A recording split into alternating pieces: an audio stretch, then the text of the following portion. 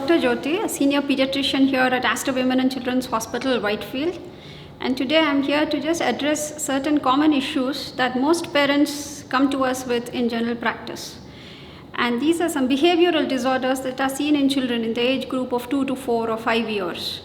One of the commonest complaint that parents have is that my child is thumb sucking and has just not stopped this, and what do we do? Is it harmful or should we let it go?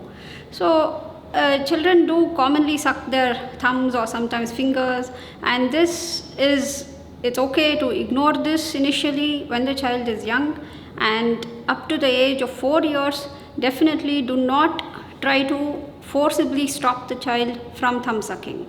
Children do it out of just an emotional need, some insecurity, some loneliness, or sometimes there may be neglect or over-controlling parents. So if you are guilty of that, then just back off a bit. And it is a good idea to distract the child when he is doing that, engage him in some other activities, and gently remove his thumb from his mouth without him realizing it. But many times it is a bit difficult to treat, and children continue to do it. So if it persists beyond the age of 4 years, it may lead to dental problems, malocclusion, and then in such cases it may need treatment.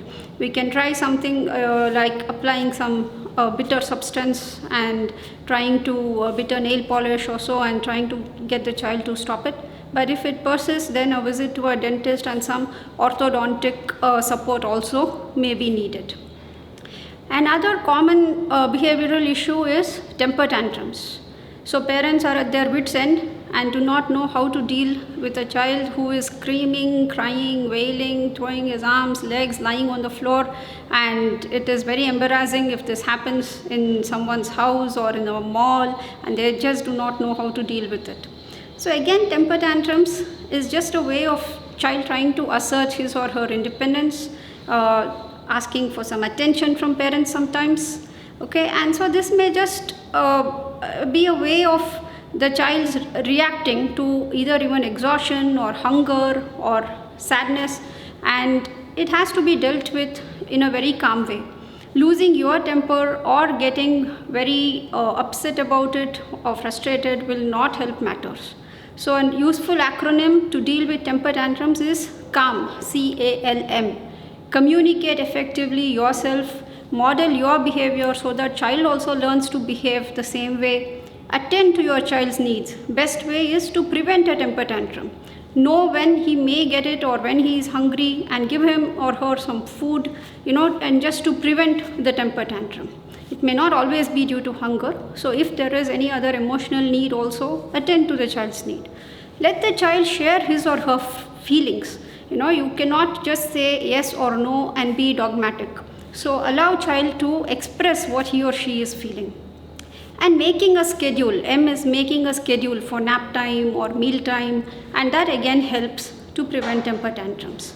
If it does happen, it is good to ignore it. Make sure your child is safe, not hurting himself or herself, and take him to a safe place if he is in a dangerous place where he may hurt himself or something may fall on him, and ignore the tantrum till it passes off. And then once the child is calm, once you are relaxed, it would be a good idea to talk to the child about it and then deal with it at a later time.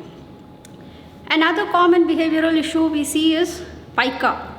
Paika refers to the habit of eating non-edible foods. Normally children should eat what is edible, but there are many children who eat paper, who eat pieces of cement, who eat sand, mud, even toys. They bite off the paint of the toys or the walls. So all this is called paika. And this is usually either due to an iron deficiency or a zinc or calcium deficiency, and that definitely needs to be treated. But sometimes again it may be just a behavioral issue or an emotional issue, and usually it does not cause any harm to the child. Rarely children may eat a lot of hair. They pick up hair from the floor or their own hair, they pull it and eat, and that can lead to a hair ball in the stomach called trichobezoar. That needs treatment. But otherwise, mostly this does not lead to any issue. So it's okay to distract the child, prevent him from eating these things, and get the child examined by pediatrician to rule out nutritional deficiencies and do a routine deworming. Iron deficiency is common. Breath holding spells also, which can happen in children and can be a very scary event for parents to witness.